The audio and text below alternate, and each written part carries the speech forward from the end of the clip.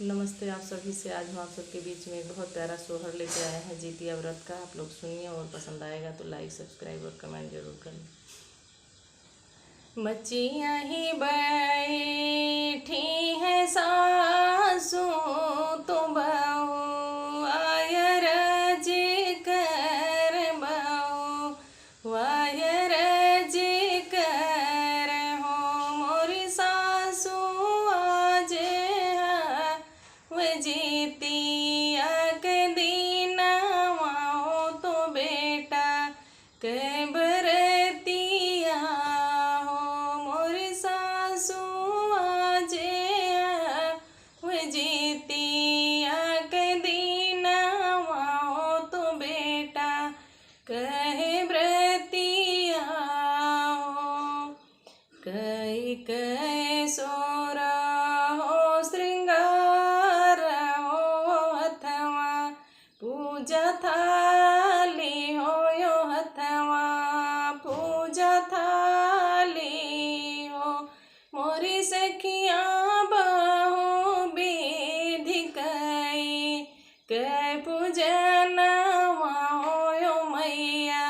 कामना हो यो मैया कामना हो बाढ़ बेटा के उमरिया हो कुशल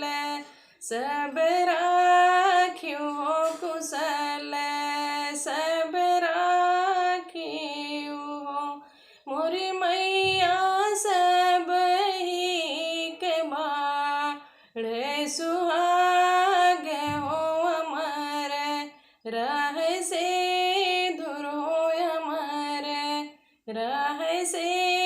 दूर हो हम आए तो हरी शरणिया हो तो है दुआरिया हो तो है दुआरिया हो मोरी मैया की हो सब के मन सापूरी हो सफल की हो पूजन हो मोरी मैया सब के की हो मन सापूरी हो सफल की हो